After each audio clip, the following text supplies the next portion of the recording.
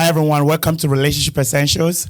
We're bringing you another episode. And if you have not yet subscribed to the channel, please make sure you subscribe to the channel, Relationship Essentials. And also, if you're not following us on Instagram, our Instagram handle is Relationship Essentials. And if you don't have our merch yet, we have a lot of merch for you. We have our hoodies, we have it in purple, we have it in gray, we have our hats, we have our t-shirt, we have our jerseys, we have everything, right? So find a way to support. Our goal is to push kingdom. Our goal is to kind of push kingdom the same way the worldly people are trying to push their values on us. We want to push kingdom values out there. So when you wear our t-shirt, when you post our reels or post our quotes, you are pushing God's message out there. All right. So please support us in any way that you can. Today, I'm really excited about our guests because they are so intelligent, and I kind of wanted them to come out today to talk on the topic today, which is how to date an independent woman. I know there's a lot of spiciness to it, but we're going to kind of break it down today, all right? We're going to address every aspect of it. But there are two people that I've come to know over the years. Some of them I've watched them from afar, some of them close. And over the years, I've come to have a lot of respect for the two ladies that you guys will be hearing from today. First is Katrina. Katrina, I know she doesn't like to talk about it, but Dr. Katrina, right? She's smart, smart lady, and she's done a lot for herself, and she just live a life where she just pours into people. And to my right-hand side is Elesia. And if you have not seen Elesia sing, I'm telling you, you have to experience it, right? You can find her on Fresh Start. I know that's a church, right? Yes, Fresh Start Christian yeah. Center. Okay, so you can find her Fresh Start Christian Center. You guys have a YouTube channel, right? We do. And they can see you singing there, right? Fresh Start NY. Fresh Start NY. That is their Instagram page too, right? You think so? All right, whatever. You could Google it, right? I should know these But Refresh Worship. all right, so I'm telling you, like, she is. I remember the last time I saw her sing, I'm like, Elesia, I did not know you had all of that inside you. But she's a powerful woman of God, and I had conversations with both of them before today about the topic, and they have so much to share, which is our goal is to help you at the end of the day, all right? So we're going to dive right into it, how to date an independent woman. And my first question is this. So a lot of people that saw the flyer, they saw like the whole independent woman, right? A lot of them said, oh, I need a man. I don't want to be an independent woman. And it seems as if the whole word, like the whole independent woman thing has like a negative rap around it. What do you have, like, how do you see an independent woman when you see that? What is your perspective on that? Any of you could go first. I think because we're in the context of relationship, I think as a woman, no matter our relationship status, we always have something to bring to the table. We should always know that we have a table. And whether or not we are joined in with another person who has their own table and we become one, where it becomes a masterpiece, you know what I'm saying? We should be always diligently seeking, okay, God, what have I been created to be on this earth first? I've been called to be your daughter, and there's a purpose and a calling on my life. So I think when it comes to independent, the world gives it a bad connotation because it's like, I got my own bag, I pay my own bills, I got my own money, I got my own this and that. And that's nothing that's like, we should strive to not be reliant on others to be a support to us. However, when your why behind independent woman is based on you trying to prove something and not necessarily just your purpose and who you are, knowing that I'm good with or without, I think that's where the real meat is, and if I'm making any kind of sense there. It makes sense. I want to define it a little different. I had to prepare today because I don't like the word independent women, because I think as humans, we are independent. Hold on, I got to get my phone for my notes. Okay, all right. Dr. Katrina. Yeah. Stop. So, not independent, and I'm not going to use the word, I'm not going to put gender on it, not influenced or controlled by others in matters of opinion, conduct, thinking, or acting for oneself. not subject to another's authority or jurisdiction. None of us are those things, whether woman or man. What I want to say is interdependence is what we really should strive for, the dependence of two or more people or things on each other. That is what I think is what we all really strive for. So yes, I can be, by society's definition, independent because I can, quote unquote, pay my own bills. I have a profession and all of those things. But truly, as a human, I'm interdependent. I want to have a partner. Even in work, you're not independent at work, right? I'm a nurse anesthetist and I do anesthesia for a living, but I can't do my job without the housekeeper. I can't do my job without a patient. Can't do my job without the surgeon, the nurse, central that cleans the instruments and all of these different things. I can't do my job without the pharmacy. So am I truly independent? I don't think any organism is truly independent. And I don't want to go, I know we're going to go a little off topic, but when it comes, and I'm sorry to bring race into it, but for Black women, the reason that we ended up having to become quote unquote independent is because of slavery. And that was pushed because the family, so here we go again, what structure was broken down. And that's why some women have to become independent, is because if we go back to the history part of it, but we don't have time for that. So I don't want to say I'm an independent woman. I can just say that I can take care of myself in certain respects if I have to, but I want to be in an interdependent relationship, not dependent and not independent. That's good. Yeah, but okay. You guys can clap if you want to clap. It's okay, you can clap. All right. Based on your definition, right? The definition is good. You made a point. None of us are that, right? None of us are like, none of us should be influenced in a negative way by other people's, opinion and whatnot. If there's nothing wrong with, why is it so hard for people to just embrace that whole, if somebody says, hey, you're an independent man, okay, I am independent, so what, right? Why does it have to be, my thing is, why does it have to be negative? Why is it a negative right behind? Because there's this idea, right, which sometimes I think there are some people that really believe that the woman needs the man to accomplish her purpose or her assignment on earth, right? Or there are some people that don't think women are equal to men. If we establish that, hey, like when they asked Christ about the whole issue of divorce, so he pointed them back to say, hey, when God created them, he made them male and female. That means we have a dysfunction in relationship when two broken people come together. For a relationship to be healthy, both of them have to be whole. You have to have an independent man and you have to have an independent woman. Both of them come together and they build together. So for me, it's like, I don't know why it's such a negative thing for a woman to be independent. Because the connotation that comes, if she's independent, she's a B, or if she's independent, she don't take any S. If she, like independence, when it's said about a woman, it becomes, there's these characteristics and there's an image that's created that doesn't always seem to be soft, fluffy, and pink. Okay, so that leads me to my next question. What do you think repel men from the quote unquote? So we've established that independent, there's nothing wrong with being an independent woman. So we've established that, right? We're good on that. There's nothing wrong with being an independent woman.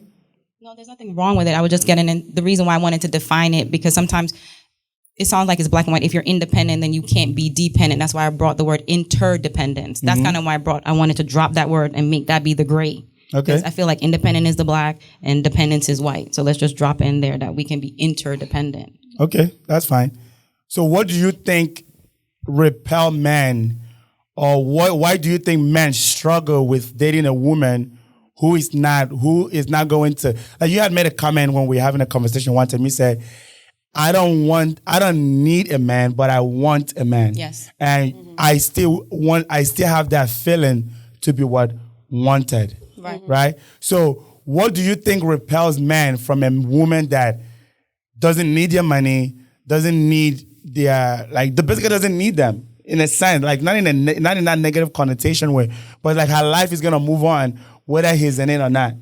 what do you think repel men from the strong woman that knows herself? Again, I'm not gonna speak for all men. I'm gonna talk about with my experience. I would say it's someone that's not self-aware and the ego, and it's true. And I would first start off with saying that they're lacking self-awareness, because people will say, I want this, this, and that, and when presented with everything they said they wanted, they don't know how to handle it or what to do with it. And sometimes people just kind of say things that it sounds cliche and it sounds nice. Mm-hmm. So a man that can't handle an independent woman is because they don't have a true definition of themselves. And also, and I've always said this, and it's not just with you, people need to make a distinguish between need and want. Because need can go away. Mm-hmm. Want usually doesn't. If I need you, let's say I'm in school and I need you to help me pay the bills to go to school or whatever it might be. Once that need is fulfilled, then what do I do with you? And even with children, like, they need you, but it's better when someone wants you, because when the good days come, they're there. When the bad days come, because they'll fight through with you. That's what I feel. That's on me. I'm not quoting anyone. So I think that's one of the distinctions. So sometimes people need to be needed. And when they meet someone that can stand on their own, that person doesn't need them, and they don't know what to do in that place of, wow, she just wants me. She wants either my time, my presence, conversation, whatever it is. And I think that's what it is. So it becomes self-awareness. That's the problem. I'll piggyback as well. Definitely. I've experienced dating someone before in the past who was focused on wanting a wife. He said from the jump, he said, I'm dating to marry. I know what I want. And I'm like, all right, he that finds a wife find a good thing. Mm-hmm. So he was presented with that. But time revealed. I think the thing was, and it's no shame to him, but I think my presence, dating me for the short time that he did, revealed to him that he really could not handle the weight of having a wife and also the weight of being a husband. Because I'm independent in my assignment with Christ. I'm not looking for a title. I'm looking for a position. But I know my father. I am abstinent. I'm putting everything on the forefront so you're not being misled or blindsided. And I'm not sabotaging what my path is and what God has called me to do to, make you feel comfortable. And in the midst of our dating experiences, I noticed that I would reveal to him, I'm like, you say that you want to marry, but I don't think you're willing to put the sacrifices into actually doing that, because your lifestyle actually speaks that you're more focused on you being independent and chasing your dreams, and that's good. But I think you need to realize and evaluate if this is something that you actually want to sacrifice to do, or if this is a fantasy that you really have. Because if you want a girlfriend to just tickle your fancy, then say that. But I'm not a girlfriend, I'm a wife. So I'm going to hold you accountable to that. If we're going to make plans and, do things and pray and, I'm saying, like, what do we have to, how can two walk unless they agree? So I'm piggybacking off of you, and I'm also bringing in, like, dating an independent woman who's also a kingdom woman. Because at the end of the day, we're all kingdom in this place. And there's a difference. Because an independent woman in the world, they can be independent because of trauma. Like you said. Can you talk about how does that show up? How does a woman being independent because of trauma? What does that look like? So I can be very transparent. I've been in that place before where I'm like, I don't need nobody. I'm a handle my own. I don't need you to give me a car or I can find my way to and fro. I'll make my own money. I got my own bag. I can take care of myself in the world. I can please, let's be real. We can please ourselves. There's things all over the place. You don't need a human sometimes. And the world is so ate up. You know what I'm saying? It's horrible. It's horrible, the things they try to replace. But you can't really replace a human being, you know what I'm saying? So, what's your question? I'm so sorry. No, I was saying, what is a woman showing up independently coming from a place of trauma? Yeah, so what does that look like? Got it. So it manifests in an attitude.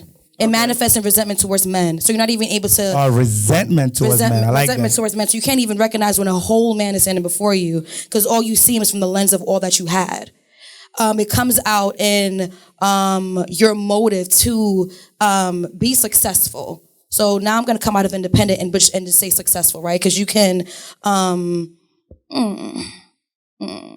Because if you are now introduced to a relationship where you don't have to do it on your own because you have a helpmate who's coming, you don't know how to allow yourself to be vulnerable and to receive that. So now you're like, I'm the mom and the dad. No, you're not. No, you're not. Let the man be a man, for you. But that's all I'll say. I want to go into a tangent, but I would say also tone. To the tone. So if there's we're still talking about the independent woman coming from a place of trauma. Correct. Yeah. The tone. Tone in both sense, right? Because if they're in Christ, the tone is very different than if they're independent from trauma. Yeah. And also whenever there's conflict, I think you'll see where the trauma will show up, right? Because how they handle the conflict. Yeah. Is it a run? Or is it and again, the tone plays. I'll share a story. I dated a young woman. She was a millionaire, right? All right. And the reason why I say that is this, that every time we had any misunderstanding, her first thing was to end the relationship. And it's not like she wanted the relationship to end. She just wanted to give that illusion, I don't need you, right? But mind you, it's like, all right, she breaks up. Then the next day, she wants to get the relationship back. And then the next time something happens, she's so fast to prove herself. It's almost like, if nobody's going to fight for me, I'm going to fight for me. Control? So that's how sometimes I see how it could show up when you're coming from a place of trauma. And again, sometimes it's understandable where, I've had women who messed up a relationship with a man that was great for them because they wanted to build their career first, right? And I'm not saying there's anything wrong with building your career, right? Yeah. But where is it coming from? Is it coming from a place of, what if he leaves me tomorrow? Yes. I need to be able to stand on my own, So I think what we're seeing here is that sometimes as women, we have to search deep to see what is our sense of security rooted in. Yes. I would say my favorite definition of insecurity is when our security is in the wrong place, then we are insecure.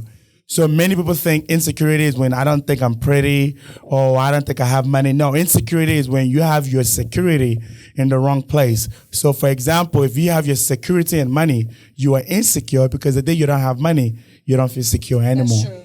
Right? If your security is in your looks, right? I remember I was dating this girl. I would every time I FaceTime her, she wouldn't pick up because she didn't want you to see the body. She didn't want you to see the body. Yeah, she didn't want me to see the natural look. Which I can't marry a woman that I don't see how she looks naturally because, Bring us to the pool the first date. Now, they have the makeup now where it's waterproof now. They have the waterproof makeup now. Leave it at the pool because that's enough. You do the most. Let us swim. So I think checking ourselves, and obviously this conversation is for both men and women. So men checking themselves, making sure you are not intimidated. But now I have a question for you guys. So I had a man, I knew a couple who they were friends of mine. And over time, their relationship kind of went down the drain. And when things finally came to light, we found out she was sharing her story. And she said that she felt, because she was pretty successful. And sometimes it feels like men cannot handle success of the woman. So she said that she felt like he was sabotaging her success. He didn't want her to get to a point where she made more money than him. So listen to how crazy it was. Every time she had an interview for a high-paying job, he would find a way to make sure she doesn't make it to the interview. Oh no! That is sabotage. Like literally, he would start a fight. He would take the car keys. It was always something. Was that her husband? Huh? Was it her husband? Was it her husband? It was her husband. God. So my question to you is, have you ever had an experience where a man wants you to have less for him to feel like the man in the relationship? Or have you heard of stories or like that? Have you had that experience? I know someone that went through that experience.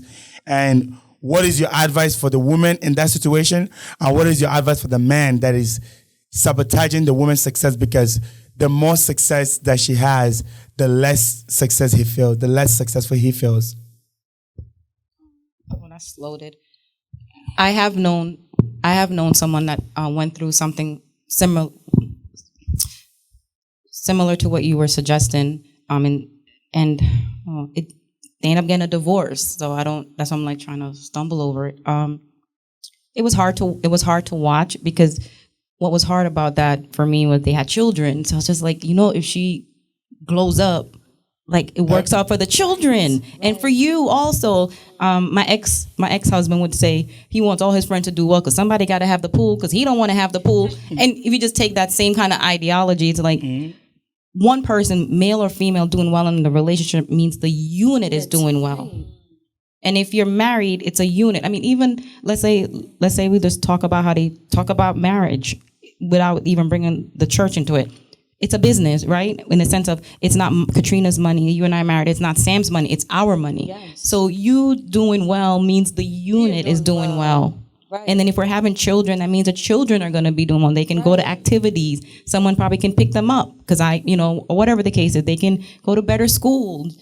Yes. They can do activities. They could be in Jack and Jill. So I would say to a man, like, don't look at her success as a reflection that you're not doing well. And maybe is it that you want to do something else? So maybe you need to have a conversation and say, can we figure out timing? Because maybe, sometimes as people, not necessarily women, get successful, they spend less time at home because the jobs don't become 9 to 5. Right. There's no end, So if that's the case, have a conversation about, can you consider what this is doing to the unit, the family unit, but not sabotaging, and being honest and open about whatever you're feeling, and kind of like look at yourself. But I wouldn't say to be upset at any spouse doing better, because the whole unit does better. Yeah, that was a loaded question and scenario, and I'm sorry for this couple experience. However, I have a close brother and sister in Christ who are married, and I knew them for a few years, and I've noticed in the marriage how the wife, the Lord impressed in her heart to start working on the finances. And it took them years to be on one accord, but she was faithful. She prayed, God gave her an impression, and she followed through. So she started to do budgeting and stuff like that. And the husband wasn't really with it, right? But I'm gonna get to a point. I'm like, hey girl, I almost said her name. I'm like, pray. Just pray. I'm like, you may not know, but your prayer and your intercession could be sowing seeds. So as he just watches you from afar, don't nag him about it. But as you continue to keep praying, he watches you. You never know, it will be a turnaround. Long story short, he also is at a place where he's at home more. They have a home now. They are reaping together. They are tithing prayers. They are tithing tithes that they have prayed for years to past. And why I'm sharing the story is because I want to encourage both women and man. You never know what season you're operating in, and it can be a season that is harvestful for the male, and then it could be a season that's harvestful for the woman. But at the end of the day, like you said, you guys are one. And if we're doing the kingdom way, whatever you get, I get. Whatever I get, you get. Like, there should be no form of this malice or dissension, because we are connected. You know what I'm saying? So I think for the gentleman in that specific situation, he definitely needs deliverance, because there is something that he's currently internally dealing with that is just manifesting out now. It's only demonstrating and revealing itself now because it took this situation to actually expose what has always been there dormanted. So I don't know the status of where they are now. You don't have to share, but but I pray that if there's any other people that may be experiencing this, or you're not yet, put in the back pocket as a reference, like, we're one. And I'll say for the wife, encourage him, speak life into him, pray for him, even guide him to a spiritual advisor, to seek some form of, this is deeper than my money, because you going the desperate measure to get my car keys, like, there's something deeper than this. Like, and I'm not against you. We are one. You know what I'm saying? And for the man, you may have you have pride, and walls up, but I even pray now and speak against every wall that would even try to block out truth and revelation and sound word, that you will really allow the Holy Spirit to penetrate to whatever that callous and that wall is that allowed you to become a mature, prideful, insensitive child in a man's body, so that you'll be able to receive healing and deliverance, so that you can be the man that God has called you to be, because you're still the head. He's still the head. And I think that is where it gets very complicated. Before I even ask my next question, right? So I'm probably going to say something. I'm always saying something controversial, so people are probably used to it by now. I think this is one of the reasons why I have a problem with that quote, happy wife, happy life, right? Because I know you said no, it's okay. And this is why I think it takes... I feel like when you get in a relationship, like one thing my mom always told me is, when you get in a relationship, it's not you bring 50 and I bring 50, then we make 100, right? My mom always told me, you bring 100, I bring 100, now we have 100, right? And I think when we begin to see I as opposed to us, or me as opposed to we, that is what can create friction in relationships. So now we are fighting for us, because naturally as human beings, we are going to fight for us. They say people's favorite channel is themselves. What is in it for me, right? Like a study was done years ago about the selfish gene, and it said that every decision we make, every action we take, come from a place of selfishness. They even went to the point of saying that when we do good, it's not because we want to do good, it's because we want to feel good. Right? So, like, they have done this study to understand the human psychology. So, I think when you get into a relationship, it shouldn't be a me thing, it shouldn't be a her thing or a him thing, it's a us thing. Because now, if he's like you said, if she's making more money, it's not her making more money, the family is making more money. Right? So now that leads me to the next point I'm going to make, right? I think our society have boiled down manhood to financial status. It's like most men feel if they don't have money, they're not being, like you said, the head of the household. So I literally had someone that was coming to my church tell me, they cannot marry a woman that makes more money than them. This is someone that is in the church. And you will be shocked how many men in the church will feel a way dating a woman that is most financially successful. And I think it has been, both parties have kind of reinforced that belief. Because, which is my next question to you guys is, would you date a man that made less money than you? Why are you looking at me? Did somebody in the crowd say absolutely not? Someone said that.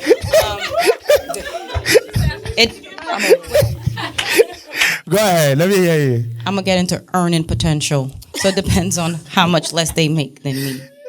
So I could, but also I would have to, because everyone is in different seasons in their life, and it also depends on, like, we all have this, I always say to everyone has the same 24 hours. Yes. I didn't get more minutes than you. We have the same 24 hours. So what are you doing to either improve your situation? And if you're content in whatever that is, that's okay. But if it's not going to maintain what I got to happen over here, no, I probably cannot.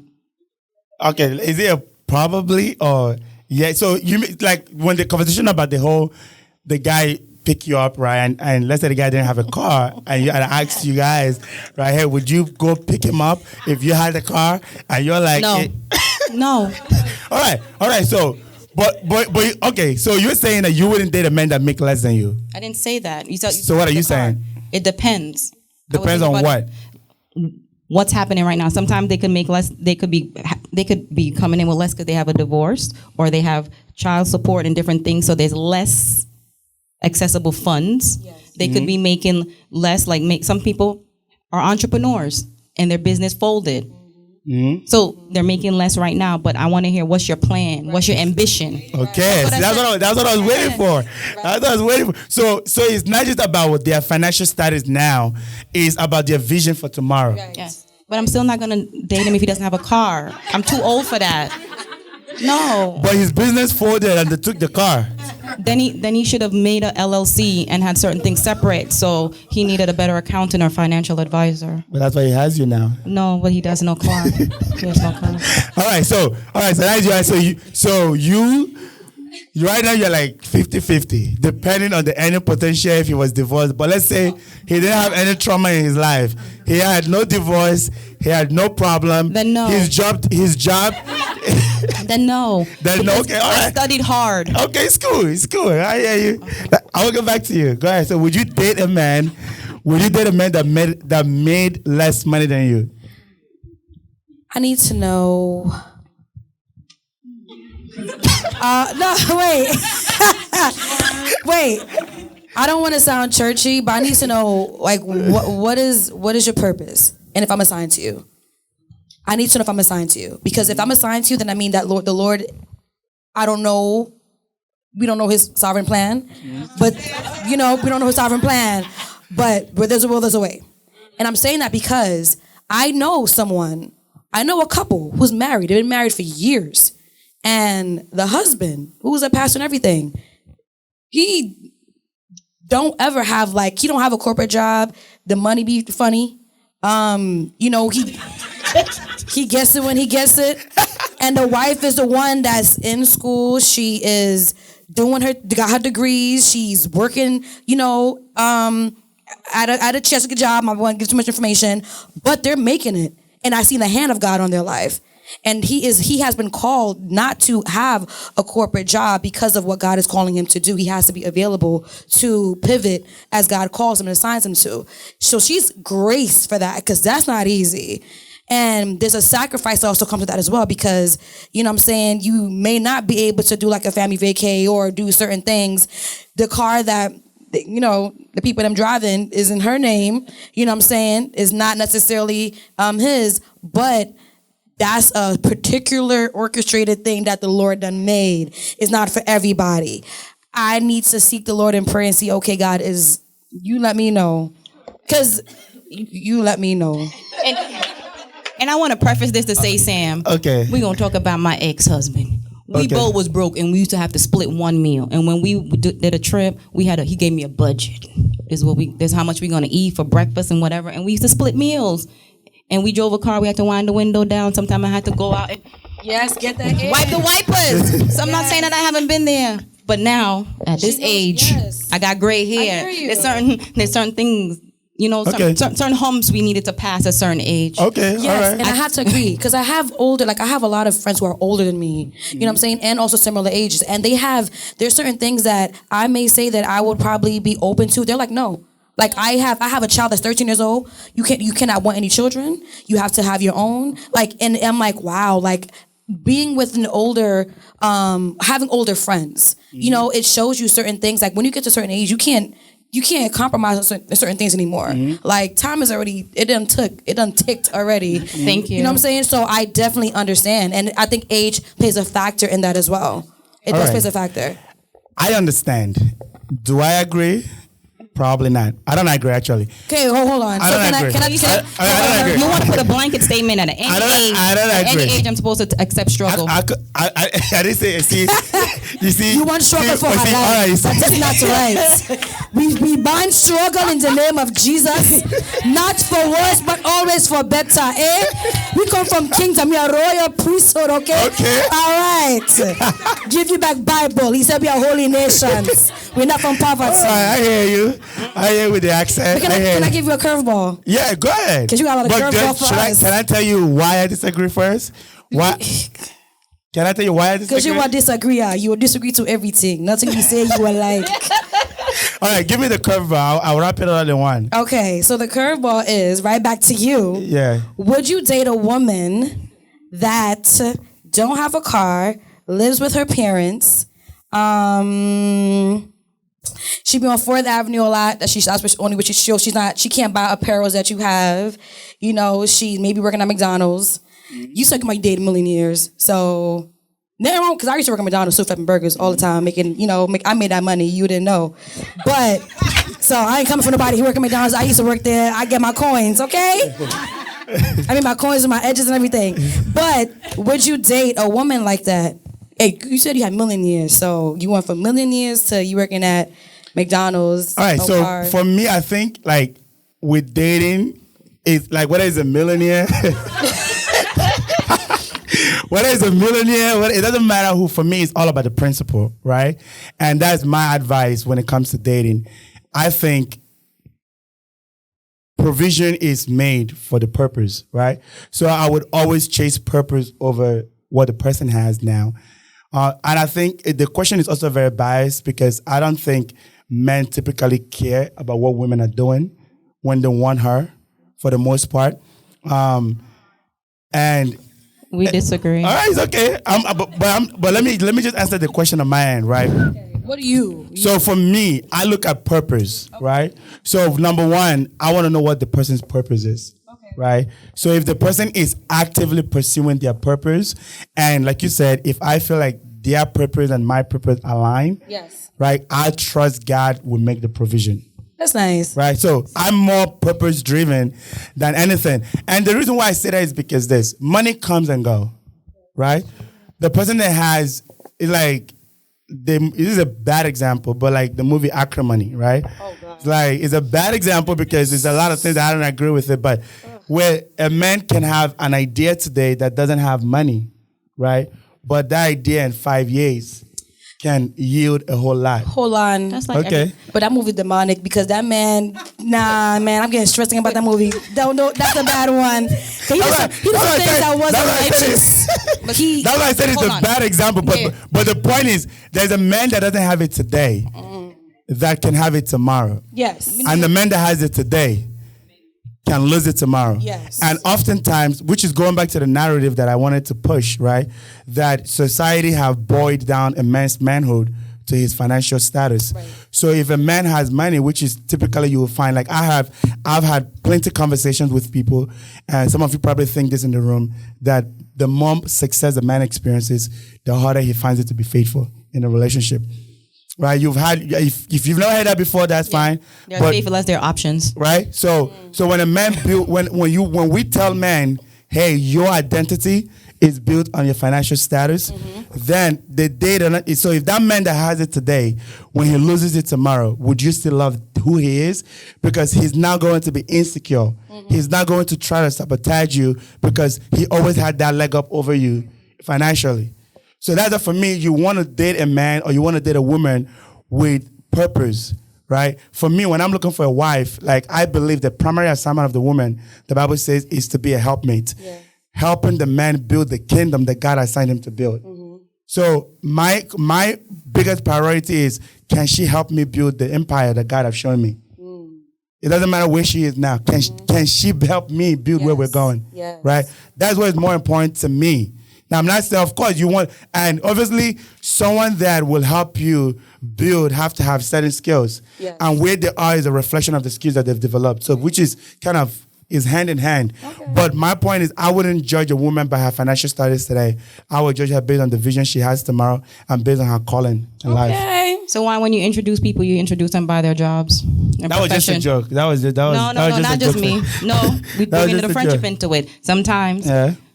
We're gonna leave people nameless, but when the introduction comes, the person is a architect, engineer, blah blah blah, and their name is Betsy Boo. So why do that? I think sometimes why not just tell me she's Betsy Boo Sometimes it's just culture, and you like her? You know, sometimes it's just culture. It's what people tend to lean towards. It's not what I make my decision on. Right? It's what culture. But a decision was made on it though, because then interest started. So your complete decision wasn't made, but there's steps that led you to that, right? Kind of when she introduced, would you date someone that's working at McDonald's or whatever? Again, there's nothing wrong. There's nothing wrong with any job, right? It's a job. You working. But like I said, everyone has the same 24 hours. And when you're in this, I think there's just certain check marks and there's certain things that you just won't do. So can I ask you a question? If you have the money, if you already have the money, right? You make more money than him. Right? Because again, this is what I'm saying, right? So we're going back to this same thing where but just a don't man make it feels about the money, Sam. No, but ambition.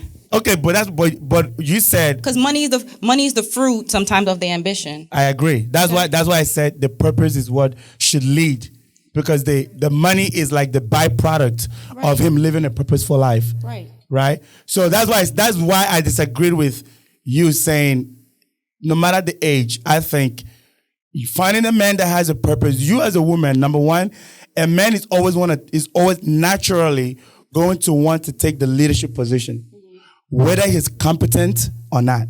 That is the biggest thing. Some men are not competent to take the leadership position, but they're naturally going to take it because of their ego and their nature, right? So if you're going to be with a man and he's going to feel less than because of his financial status, how can you expect him to effectively lead? Why does he feel less than? That sounds like a personal problem. And that's why I went back to the narrative that we're pushing out of society. But if you wouldn't date a man simply because of his financial status, then you're telling him his financial status is what gets him in the door. That's why men will let me make this point. Men will neglect family to make money. Men will cheat to make money. Men will steal to make money. Men will rob to make money. Because society have beat into their head, if you don't have money, you're not a man.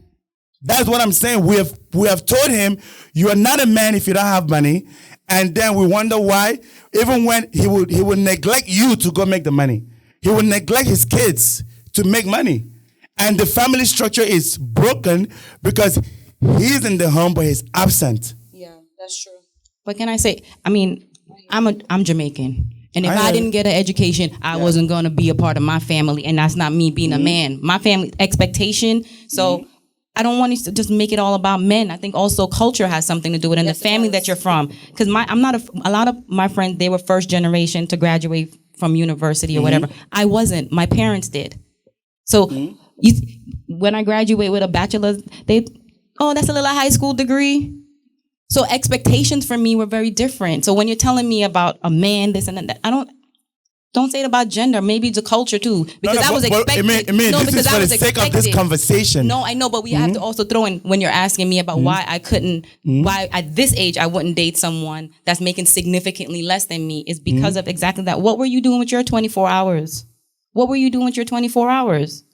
And what are you doing now to change your circumstance? That's what I'm saying. I'm not just talking about the money. What are you doing? Are you driven? Are you ambitious? Because my mind is always working. I'm trying to figure out a way that I'm going to have my money work for me so that I'm not always working for my money. So let me understand what's going on in your life. That's what I'm saying. Okay. All right. You have anything else to say to that? No, I think you guys are saying the same thing. You're just saying it from different perspectives. Okay. And just having to understand how to blend that in, Yes. I mean, I think overall, I know culture plays a role in it. So I always like to think about it, right? If I was advising a woman out there dating, if we're giving people advice in the church, what are we telling them? Because for me, I would personally tell a woman, his financial status, yes, it matters. Yes. But what is more important is his purpose. Because if he has money and he's going to be traveling around the world and he's never home, you are still not going to be happy. Right? If he has the money and his mission in life, he's been called to build walls in different parts of Africa, you're gonna have a big house and money, but you are going to not have, which kids spell love as time, right? Your kids are not gonna feel loved. You're gonna feel neglected. You're still gonna be a broken home. So the more important thing as a woman you should look for, I believe, is to look for identify his assignment and ask yourself, do I want to partake in this future or in this path? Because I know people that I know in relationships where the woman makes more money than the man. Because are you telling me that the man always have to make more money? No. Sometimes the woman makes more and the relationship works. So, but my point with having that conversation is I think we have to, especially for men, and I always encourage men in this area, your money doesn't determine your manhood. God has called you to be a leader, and that leadership call is not based on your financial status. As a matter of fact, I think the main reason why most men don't have money is because they're not working in purpose. Most men are trying to chase money because that's what society tells them to do. But God has designed money to come to those who walk in purpose. So identifying your purpose will attract the money, one of the byproduct is obviously a better family, a better family, ambience or, experience. So I think when we talk about like the whole independent woman thing. So now, do you understand why men typically don't want to date a woman that make more money than them because there's a narrative out there that she might look down on me or she might not listen to me or she might not. It's like so a question I have for you guys. This is a good question. Do you think the more success a woman has, the more she struggles with being submissive? I think that is determined on her relationship with her father in heaven, not on earth. All right. Okay. Sorry. That is determined by her relationship with God. I personally would say that because at the end of the day, you're always going to be submitted to God. Like, if you sincerely, not just saved, but Holy Spirit filled and literally like your life is literally on assignment for purpose. So, you're financially successful, not just to be successful, but you are a tithe in the kingdom. You are a financier in the kingdom of God. Whatever you are making money for is not just to be gluttonous, but is for whatever God has called you and assigned you to do.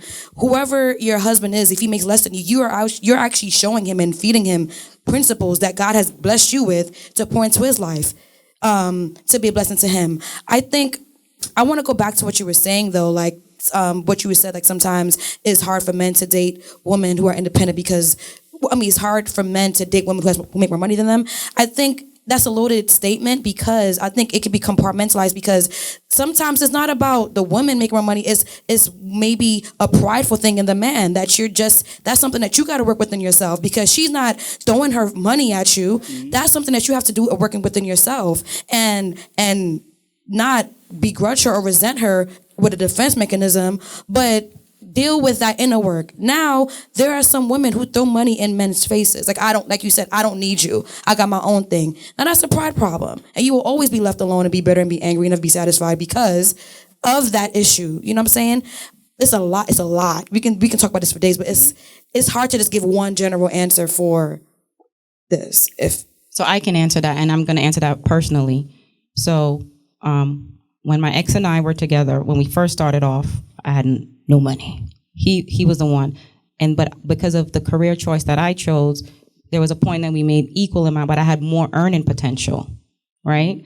So then I started to make significantly more than him.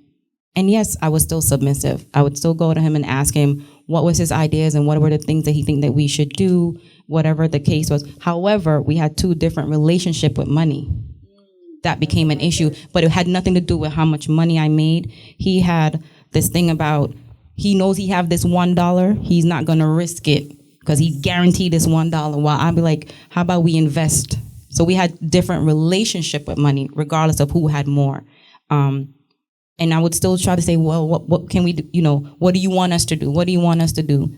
And then if he came up with something, he said he wants us to do, like he wanted to buy a vacation home. I said, okay, so how much money are we gonna need? He said 50. And I love doing math. So I'm like, okay, so I'm gonna need 25, you need 25, right? All right, so this is how feasible I can do it because I'm all about gold. But then I said, okay, in a year, let's come back, let's revisit this. I come back a year later, he don't have his part. So it wasn't about me not being submissive. You gave me a goal. I figured out how I can get it to it. I got to it, but then he wasn't doing his part. That's my experience. I'm gonna say that. That was my experience. He might have a different version of it. Mm-hmm. So yes, you can still be, and I never threw my money. I never threw how much I made because why would I want to demasculate my husband and still be with him? Right. Why am I gonna step on him and then I'm gonna have to build him back up? No. Right. So I think it's individual. Like I think we're giving money too much power. Yes. It's the person. You know what he used to always say to me? Money shows the true essence of a person. It does. So if the person is a terrible person, with or without, the money just amplifies it. So I don't want to just always give money so much power. It's right. The individual.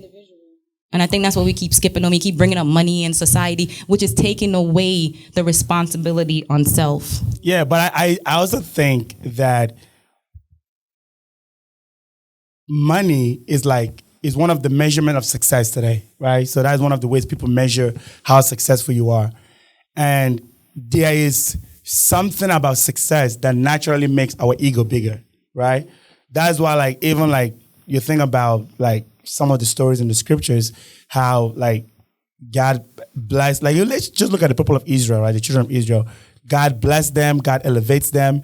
And we get to a place where they began to think their success was their own doing, and it's like it builds it edges God out, where you begin to just see you. I'm that good. I'm that talented. I am that person. That's why I'm this successful. So I think even whether it's a man, whether it's a woman, I think the more successful you will get, we have to be very mindful that it doesn't go to our heart, and we remain humble. Yes. So I think naturally as humans, the more successful we become, our ego just rises a little bit. It's like you are winning in life. You are succeeding. So I think, yes, if as a woman, naturally, you have to be, the more success you have, especially when you compare yourself to other people, you're doing way better than other people, there could be that sense of pride. And I think if we as humans can experience it, as a woman interacting with a man, that submissive part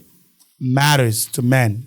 I know many times the word submission feels like slavery in this the generation that we live in, but submitting to a man doesn't mean you are like his your boss, or it's just the dynamics that God have designed for relationship to work.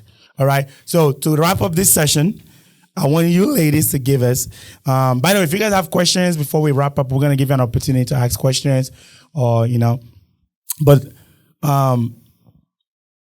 This is your advice to women, right? All right. How can you keep your sense of independency and still allow the man to be the man? What advice will you give women? Because I think every woman in the room, their goal is to be successful. Their goal is because I don't think you should dim your light so that somebody else is more comfortable. I want you to reword that, because that's already loaded. Allow the man to be a man. Because there are scenarios where if you ask some men, again, I'm going off of what is often said out there, right? I'm just saying it's a leading question. Right, so, no, what I'm saying is, so many times you will hear things like, oh, she doesn't let me be the man, right? So, we're like, and there's just... another conversation. If we want to go there, we can go there.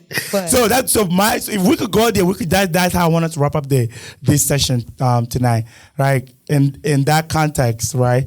How do you walk in your independency and not bruise his ego? Not bruise his ego? Yeah. I think the ego shouldn't be there to begin with. Because this is kingdom ears. Okay. So I'm not speaking to the world. Okay. So I'm gonna say ego shouldn't be there. Mm-hmm. I got a big ego. No, we don't. Not in Christ. That gotta get cut down. So I think success for Elesia, right, is character. Because your money can get you indoors that your character can't. If it's off, it's not gonna sustain you. Mm-hmm. If your character is integral, if it embodies the fruits of the Holy Spirit, no matter where you go, you will always be blessed. Samuel, God said, whatever you want, I give it to you. Solomon. He says, Lord, I pray for wisdom. And God gave it to him. And because he asked for something that was pure, that would allow his character to be rich versus money. He already had the money. Seek ye first the kingdom of God and his righteousness, and all these things will be added unto you. You know what I'm saying? Money will always come and go. There will always be a season of harvest, a season of lack, a season, so there will always be seasons, but the success is that the character will maintain. So because we're speaking to kingdom hearts and kingdom ears, I think regarding dating a man, I think first is identifying one that don't belittle or diminish who you have been in Christ. Not wearing it as a badge of entitlement or pride, but take delight in who you are. And if that becomes something that the guy you're dating, he probably cannot handle, I'm gonna get to it, that he cannot handle, is not anything against you. If you know that you are walking integral, you're not doing anything intentionally to belittle him, to make him feel bad or hurt, and that you are even acknowledging that conversation if he brings it up, and there's something that he has something working on, don't dumb down your light, don't dim your light. However, if you find yourself with conviction because you have allowed yourself to walk in a sense of trauma, like we spoke about earlier, where it's coming out in your tone, your delivery, how you're pushing things in people's face, then you need to do some hard work because you can damage what can be a good thing. For a man, for our godly men, I think you should celebrate women who have, allowed them, who have grown into who they already are. And if you ever find yourself in a situation where a woman is being that way towards you, tell her about it in love. Like, hey, so I know you may not mean to do this or whatever, but I noticed something about you that I wanted to bring to your attention because maybe nobody has told you this before and they may have walked away, but I find it kind of offensive, or maybe I misinterpret how you said what you said, but can you give me an understanding why you may have thrown your money at me or may think I'm coming for you, so that there can be conversations, because it's time that we stop running away from confrontational conversations in the kingdom, and that we're looking to world's advice and worldly people to soothe that pain that could have been dealt with through a conversation. You know what I'm saying? So that's all I have, and I pray that we don't allow what the world narrative is speaking loud, whatever is speaking, to make us feel like we have to fall victimized to that. We have a whole Bible that speaks a different word, that is sound, that is living, that is always presence over anything the world has to say. And we have a voice to speak the truth, whenever the world try to roar a different sound. I gotta follow that. What I would say, one of the things is learning your partner's communication style. Because we always get to say about it's not what we say, it's how we say it. But I also know that people have different types of communication types. So I might say something and I'm just very blunt, and because of the money just lingering there, they think it's that way, and then it's offensive to the person. So I think it's really taking time out to learn your partner. Yes. And kind of like leading with everything within a sense of love and not fear, right? Because sometimes not leading with fear, leading with love, and definitely really learning how to communicate, because each person is very different in how you communicate, and hopefully then the man, if there's a misunderstanding or anything, is willing to bounce it back, like, why were you so short? Because sometimes it's not money. Sometimes it's just people just don't communicate very effectively. But because there's this level of independence, they're thinking that that's what's hanging over, when it's maybe I just don't know how to speak effectively in a partnership relationship, or in a partnership relationship with you or with you, whatever the case might be. And it's not always money. Like, why'd you come at me like that? Sometimes it's just not money. I had a bad day, or I, as a person, need to still work on me. I like that. I always say, which I talked about it earlier, it takes more than love or feelings for a relationship to be fruitful. It takes skills, like you talked about, the communication skills, the conflict resolution skills, and I think, just to wrap it up, you guys have been amazing. Haven't they been amazing tonight? You guys have been awesome. I think we kind of stripped away the conversation about independence, women, and what that looks like, how that should look like in a godly way. And I hope people just not just hear it, but they can go back and find ways they can apply it to themselves. And what I would say is, as don't ever dim your light for somebody else to feel comfortable, but always make sure that you're reflecting Christ with the light that you're shining. Because that's what we have been ultimately called to do. Whether you're a woman, whether you're a man, always make sure is this what Christ looks like? Right. Am I reflecting Christ in the way I talk, in the way I handle conflicts, in the way I love? If it's not reflecting Christ, then clearly you have to do some work. If anybody doesn't have any question, that would be it for today, for this conversation. If we could hear it one more time for our amazing guest today. If you are not following us on Instagram, please follow us on Instagram. If you have not subscribed to the YouTube channel, please subscribe to the YouTube channel.